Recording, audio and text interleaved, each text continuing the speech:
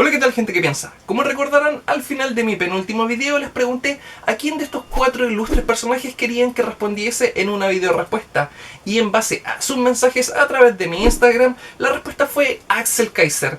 Y si bien yo no espero que el mismo baje desde el Olimpo para responder este humilde video, admito que sí me gustaría tener un debate con él. Pero sin más preámbulos, comencemos ya de una vez con este video. A ver, para comenzar, cabe aclarar que voy a dividir este video en 3 secciones, siendo estas lo falso, lo cuestionable y lo debatible. Y ya de una vez revisemos qué es lo falso que ha dicho Axel Kaiser. Marx fue un tipo que nunca trabajó en su vida. A diferencia de... menos que Piketty incluso. En lo privado, quiero decir. No, nunca trabajó. Vivía del apoyo de su amigo Engels, vivía de la plata que le pasaba al papá, vivía de créditos, nunca trabajó en algo productivo. Ok, este es un mito que he escuchado muchas veces históricamente desde la derecha para desacreditar a la izquierda. Oye, pero Kaiser no es de derecha, es libertario. Me vale madres, pero respondiendo a este punto, Marx nació en una familia burguesa, por ende pudo haberse dedicado al trabajo y a los negocios familiares. Sin embargo, él no estaba dispuesto a convertirse en el explotador que el sistema de producción demandaba en aquel tiempo a los dueños de las empresas. Por ende, se dedicó por su cuenta a trabajar, siendo este muy joven periodista y corresponsal de prensa para diarios de su época como La Gaceta del Rin, los Anales Franco-Alemanes, Adelante, más tarde La Nueva Gaceta del Rin, así también el periódico estadounidense The New York Daily Tribune lo nombró su corresponsal en Europa, rol en el que trabajó casi 11 años. En 1958, Marx fue contratado para preparar la biografía de Simón Bolívar destinada al tomo 3 de la The New American Cyclopedia, etc. Así que, señor Kaiser, si fuera tan amable, deje de seguir esparciendo mitos.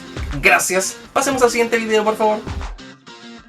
Las pensiones son muy bajas, se dice. Y eso es verdad. En el sistema de capitalización individual. Aunque en promedio son más altas que el sistema antiguo. Las pensiones hoy día en promedio son más altas que las que pagaba el sistema antiguo, sin ninguna duda, y además son más altas. Son más altas. Son más altas cuando se hace el ajuste y se calcula bien. ¿Tú has hecho el los cálculos están hechos. Son más altas cuando se calcula bien. Hoy día meten en el plata del mismo periodo, digamos. Exacto, o sea. No, por supuesto. Bueno, aquí me la dejaste fácil. Aquí es solamente cosa de ver y comparar. Salvo en las pensiones de invalidez y por un pequeño monto, la jubilación por vejez anticipada y por sobrevivencia otorgadas por el sistema de reparto son mucho más altas que las entregadas por el sistema de capitalización individual. Entonces, si usted, amigo Kaiser, sacó otros cálculos, mi recomendación es que vaya a la Superintendencia de Pensiones y les diga: ¿saben qué? Los datos que ustedes tienen publicados están mal, porque yo soy la verdad, la luz, el camino y la vida, y nadie llega a José Piñera si no es por mí. Mal, pues, Kaiser. Sigamos mejor. Si ustedes le quitan a las AFP lo que ganan en términos de comisiones,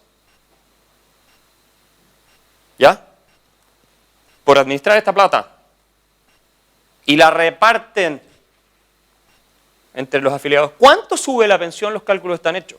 ¿Cuánto sube la pensión de estos supuestos ladrones que administran los fondos de los trabajadores chilenos y que se llenan los bolsillos? ¿Cuánto sube la pensión?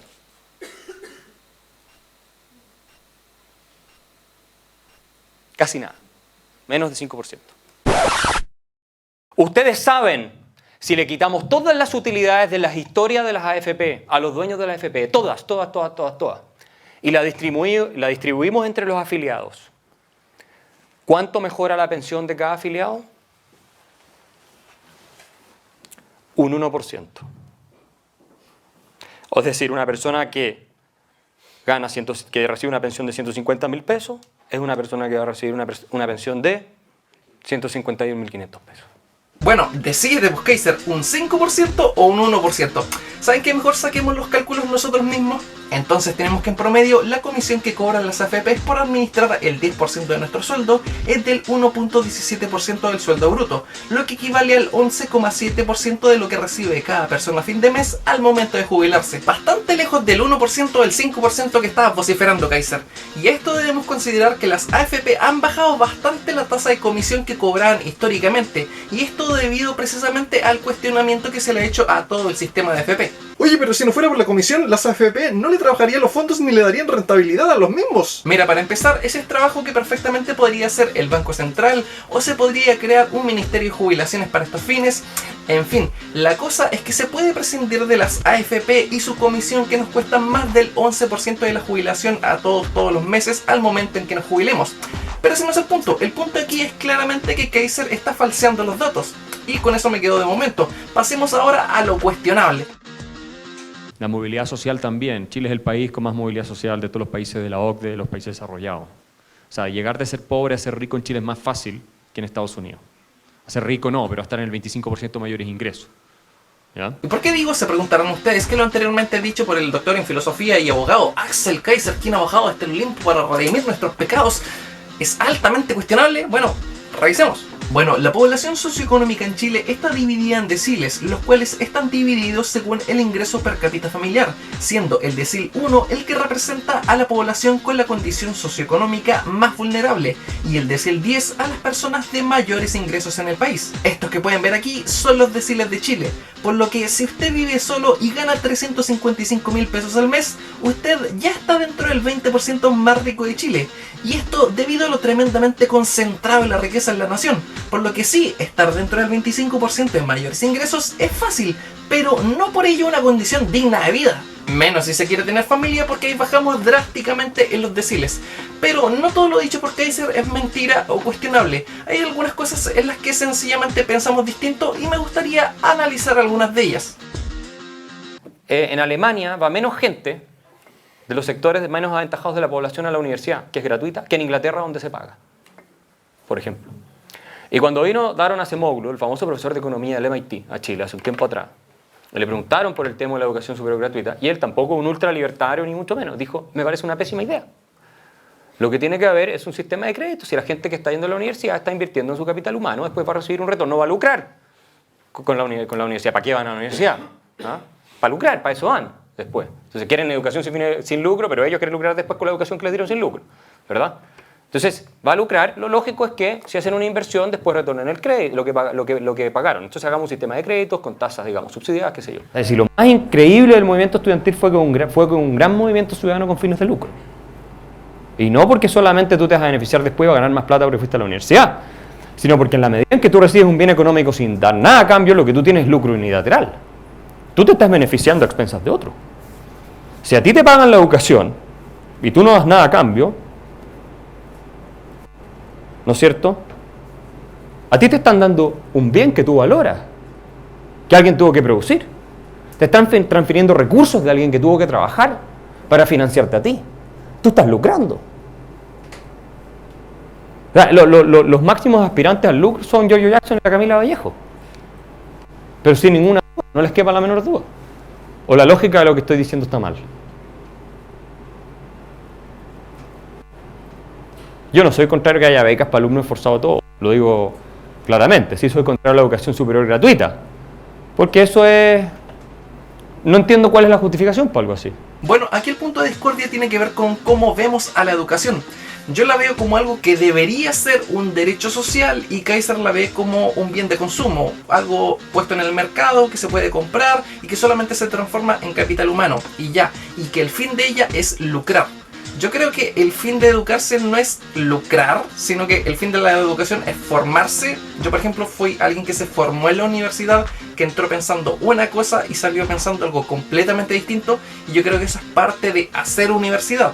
Y ojo que si analizamos a nivel global los países que salieron del subdesarrollo, hay un patrón en común: una fuerte inversión estatal en educación. Por ende, cuando las personas adquieren este capital humano, también adquieren mayores rentas y por ende progresan. Y cuando ellos progresan, Chile progresa porque Chile es el conjunto de las personas. Pero si le cerramos las puertas de las universidades a las personas a través de una cuota mensual, porque la universidad no es gratuita, entonces le cerramos a Chile la oportunidad de crecer. Y no es que los egresados universitarios no aporten nada a nuestra sociedad, como dices tú. Muy por el contrario, son nuestros profesores, ingenieros, médicos, etcétera. Son los que hacen andar la economía de este país y de paso parte fundamental para el desarrollo del mismo. Pero una cosa más te quería decir, no sobre este tema, sobre otro. Yo sí soy partidario, Gloria también, para que quede súper claro, que haya un piso, porque hablamos del piso mínimo, ¿no? De recursos. Soy totalmente partidario de eliminar el salario mínimo.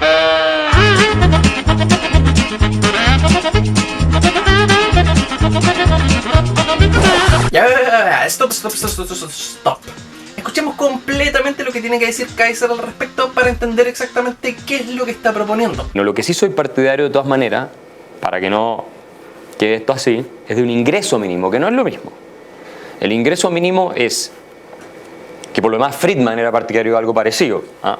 El malvado neoliberal que nunca leyeron los que lo critican, en general, o pocos lo han leído. Bueno, era partidario de esto, me tengo que burlar un poco por las caricaturas que hacen de él, ¿no? Son tan ridículas a veces. Era partidario de suplementar el ingreso de una persona de manera tal que no estuviera debajo de un mínimo.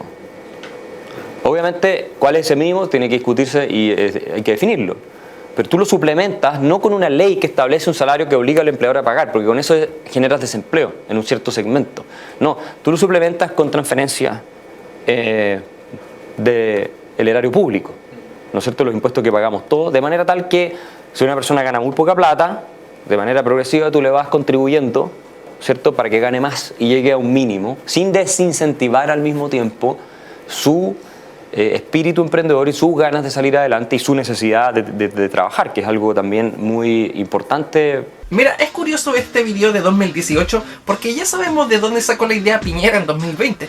Ingreso mínimo garantizado.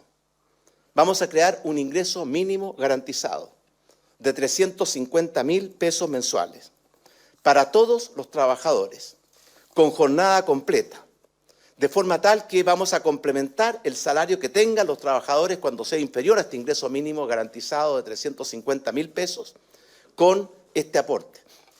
Y de esta manera vamos a beneficiar a los trabajadores con los salarios más bajos de nuestro país y este beneficio se va a aplicar en forma proporcional a los trabajadores menores de 18 años o mayores de 65 años. ¿Cuál es mi problema con esta medida? Bueno, campeón, el punto es que si sacamos el sueldo mínimo por ley y dejamos que el mercado laboral se regule por la oferta y la demanda laboral, generamos deslocalización y de paso miseria.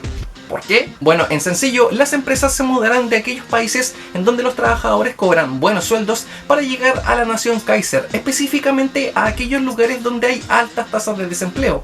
Y por ende, al no haber una ley que fije los sueldos mínimos y al mismo tiempo hay alta demanda de trabajadores, entonces estos van a cobrar lo que los empleadores les permitan cobrar. A esto tú seguramente me dirás. Entonces le van a pagar un peso o un centavo a los que van a trabajar por ese salario, pero eso es totalmente falso. Mira, a cualquiera de los que están viendo este programa, si Bill Gates, que es el hombre más rico del mundo, Jeff Bezos, creo que es el más rico del mundo hoy en día, va y les dice, trabaja para mí 45 horas a la semana y te pago 20 lucas al mes, tú le vas a decir que no. Por mucho poder económico que tenga y por mucha plata que tenga, tú le puedes decir que no. ¿Por qué? Porque tú sabes que tu valor de mercado es otro. Tú puedes ir a otro lado y te van a contratar por mucho más. Pero claro, ¿cómo no se me ocurrió antes? Porque esa idea solamente funcionaría en ciudades grandes y cosmopolitas, donde los empleadores compiten por mantener a sus trabajadores. Pero ¿qué pasa en pueblos pequeños como Traiguén, Lumaco, Tomé, Curacautín? En aquellos donde con suerte hay 3 o 4 empresas grandes, de las cuales solamente faltaría una reunión de los gerentes para definir el salario de todo el pueblo. Porque ya ahora no hay una ley de sueldos mínimos gracias al señor Kaiser. Y si a esto le sumamos tu idea del aporte estatal para de esta forma no tocar los sagrados bolsillos de los empleadores, esto significaría la ruina o el endeudamiento estatal. Pasemos al siguiente video mejor. Mira, hay dos temas. El primero, a mí la desigualdad no me preocupa, desde el punto de vista filosófico ni desde el punto de vista económico. Si yo multiplico por 1000 los ingresos de todos los chilenos hoy día, o por 100, la cifra que tú quieras, todo el mundo va a tener acceso a todo lo que quiera, pero la desigualdad se va a mantener exactamente igual. En Chile hemos contado la historia de que vivimos un infierno de la desigualdad durante 20 años. Fundamentalmente desde que Ricardo Lagos, el año 2000, llega a la presidencia de la República con su eslogan Crecer con Igualdad. Según él, entonces, la desigualdad no es el problema de Chile. Y aquí dos aclaraciones. Número uno, considerando el coeficiente de Gini, y para aquellos que es primera vez que se toman con este canal, Gerard del pasado, ¿de qué estoy hablando? A ver, yo sé que varios de los que están viendo este video no saben lo que es el coeficiente de Gini. Para explicarlo en sencillo, es un promedio que muestra qué tan desigual son los ingresos distribuidos dentro de una nación, en donde 0 representa la igualdad perfecta, es decir, donde todos ganan lo mismo, y 1 la desigualdad perfecta, es decir, donde una persona gana los ingresos de todos. Gracias. Y aclaración número 2, por allá del año 2000, cuando Ricardo Lagos llegó a ser presidente de Chile, la desigualdad iba en aumento desde el gobierno anterior. Por eso se hace lógico que él mismo pusiera este tema en su agenda, aunque como vemos no consiguió grandes avances en este ámbito. Ahora, si analizamos una gráfica más reciente, es cierto que ha descendido drásticamente la desigualdad aproximadamente desde 1998 en adelante, pero cuando el índice per cápita anual de Chile es de $25.891 versus el INE que te arroja que el mismo año 2019, donde teníamos ese per cápita, la mitad de los trabajadores chilenos ganaban 400.000 pesos o menos. Cuando Chile figura como el séptimo país más desigual del mundo, no podemos decir que en Chile el problema de la desigualdad es un mito o una fábula. Ahí están los datos, amigo Kaiser. Ahora, para ir cerrando, me gustaría explicar una reflexión final. Yo no creo en el libre mercado, porque el libre mercado deviene en capitalismo. ¿Y qué es el capitalismo? La sed insaciable por el capital, que a su vez deviene en monopolios y oligopolios. Ahí donde ves que se instala el libre mercado, es decir, la libre competencia entre empresas, al cabo de una generación, las que no fueron lo suficientemente competitivas quebraron, y las que lo fueron, realmente no lo fueron, sino que se aliaron, es decir, en términos punitivos, se coludieron, ya que cuando competimos corremos el riesgo de perder, y aquí perder significa quebrar, y como nadie quiere hacer quebrar sus empresas, nos coludimos y de esa forma evitamos la competencia. Por lo mismo, no creo que sea factible el libre mercado, ya que este pequeño círculo siempre terminará fijando las reglas del juego, es decir, cuánto pagaremos a nuestros trabajadores, qué tratos tendremos con ellos, cuáles serán nuestros precios de nuestros productos y servicios. En resumen, esto no funciona y de hecho ustedes mismos lo han reconocido.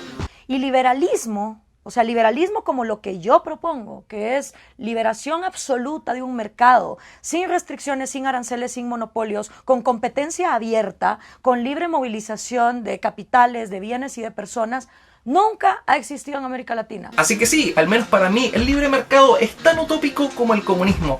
Y si bien podría haber hecho este video aún más extenso con más pelotudeces de Kaiser, creo que ya llevamos suficiente. Como siempre recordándoles que todo esto es solo mi opinión y que nos vemos en una próxima entrega. El sistema de libre emprendimiento, de libre mercado, básicamente, ¿en qué se basa? ¿Cuáles son los pilares? Los fundamentos morales son el respeto por la libertad del otro. Some people dream success. Don't let your dreams be dreams. You should get to the point where anyone else will quit, and you're not gonna stop there. So just do it. Make your dreams come true. Do it.